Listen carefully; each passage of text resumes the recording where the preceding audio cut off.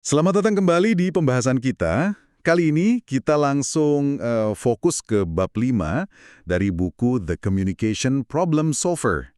Judulnya menarik nih, teknik bertanya tingkat atas.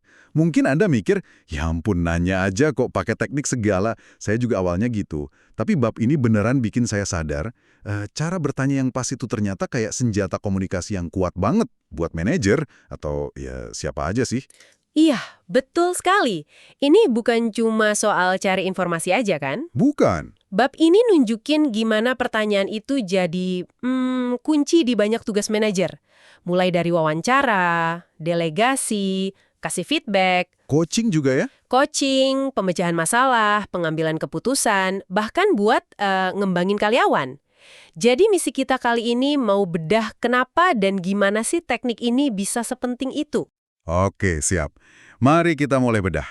Yang pertama, kenapa sih bertanya itu penting banget? Kayaknya bukan sekedar basa-basi ya. Jauh dari itu, pertanyaan yang bagus itu kayak pemantik api lah. Pemantik, Hmm. maksudnya gimana tuh? Ya, memantik orang buat mikir lebih dalam, atau mempertanyakan lagi asumsi-asumsi lama, kadang malah bisa nemu ide baru sama sekali dari situ. Masuk akal. Dan yang penting lagi, ini soal pemberdayaan. Jadi daripada kita cuma ngasih tahu kerjain ini, kerjain itu, kita ajak mereka mikir, menurut kamu gimana solusinya? Nah, itu kan bikin mereka merasa punya andil. Oh, jadi membangun rasa kepemilikan juga ya? Ya, Sekaligus kompetensi mereka. tepat. Kompetensi dan PD-nya juga naik. Nah, ini nih bagian yang bikin saya agak jelek. Buku ini bilang, niat kita pas nanya itu penting banget. Kelihatan gitu ya? Banget, kelihatan banget kalau kita nanya cuma karena, ya harus nanya nih kayaknya. Atau malah kita udah punya jawaban sendiri. Udah siap ngejudge gitu ya. Nah, itu bisa malah bikin orang jadi, nggak percaya lagi sama kita. Rusak hubungan. Oke. Jadi niat tulus buat ngerti, buat kolaborasi, itu kuncinya. Iya, niat tulus dan empati. Itu nunjukin kita beneran dengerin, bukan cuma nunggu giliran ngomong. Kredibilitas kita juga naik jadinya. Sip. Nah, buku ini terus ngebagi jadi 4 tipe pertanyaan utama. Ini praktis banget nih kayaknya. Coba kita bahas satu-satu ya. Mulai dari pertanyaan terbuka dulu. Yang pakai apa, bagaimana, mengapa itu kan ya. Betul. Ini tujuannya buat eksplorasi luas. Mau tahu pendapat orang, perasaannya, atau detail-detail gitu. Contohnya kayak, gimana pandangan Anda soal tantangan proyek ini gitu. Bisa. Atau coba ceritain dong proses berpikir Anda waktu ngambil keputusan itu. Jawabannya emang bisa panjang, butuh waktu dengerinnya, tapi hasilnya, wah, bisa kaya banget informasinya. Oke, terus lawannya nih, pertanyaan tertutup. Ini yang jawabannya singkat padat jelas ya, seringnya ya atau enggak. Atau fakta spesifik, kayak laporannya udah selesai, atau deadline-nya kapan. Ini gunanya buat konfirmasi cepat atau cari data pasti, efisiensi. Tapi, Tapi kalau kebanyakan, percakapan bisa jadi kaku, kayak interogasi. Dan orang jadi nggak leluasa ngasih jawaban yang lebih bernuansa. oke paham. Lanjut ke tipe ketiga, pertanyaan perilaku. Ini fokusnya ke masa lalu ya, buat prediksi ke depan.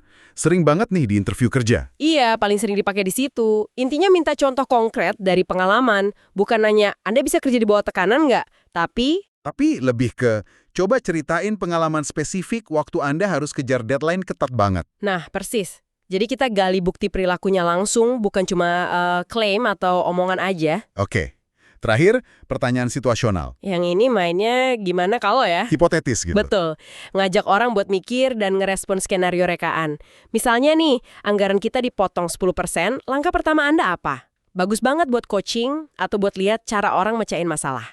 Jadi kayak simulasi kecil gitu ya. Bisa dibilang gitu. Kita bisa lihat pola pikir dan kemampuannya tanpa harus nunggu situasi beneran terjadi. Dan semua jenis pertanyaan ini, terutama yang terbuka sama situasional tadi, kayaknya nyambung banget ya sama proses pemecahan masalah yang lebih sistematis. Nyambung banget. Bab ini juga nyingkung soal itu. Mirip kayak insinyur nyari akar masalah, root cause, bukan cuma gejalanya aja. Jadi pertanyaannya lebih ke arah, masalahnya ini sebenarnya apa sih? Faktor penyebabnya apa aja ya? Data apa yang kita punya? Gitu. Iya, termasuk juga alternatif solusinya apa yang udah kepikiran. Ini bantu kita fokus ke fakta, ke analisis, biar nggak lompat ke kesimpulan atau ke bawah emosi. Jadi lebih terstruktur lah pendekatannya. Wah, jadi jelas banget ya. Menguasai seni bertanya ini, dampaknya bisa kemana-mana. Bukan cuma soal dapat info, tapi soal gimana kita ngebimbing, memberdayakan orang, dan bangun hubungan kerja yang lebih solid. Betul, ini skill dasar tapi sering banget dianggap remeh. Bener banget. Dan mungkin sebagai penutup nih, ada satu pertanyaan lagi buat direnungkan sama pendengar. Apa tuh? Gimana kalau pertanyaan yang paling kuat, yang paling bisa mengubah sesuatu, itu bukan yang kita tanyain ke orang lain. Terus? Tapi justru pertanyaan yang kita ajukan ke diri kita sendiri. Tentang cara kita komunikasi, tentang niat kita sebenarnya apa, dan gimana sih dampak kita ke orang-orang di sekitar kita? Dalam juga ya. Oke, itu tadi pembahasan kita soal bab 5 dari The Communication Problem Solver. Semoga obrolan ini ngasih perspektif baru ya tentang betapa kuatnya sebuah pertanyaan kalau dipakai dengan tepat. Semoga bermanfaat. Sampai jumpa di pembahasan kita berikutnya.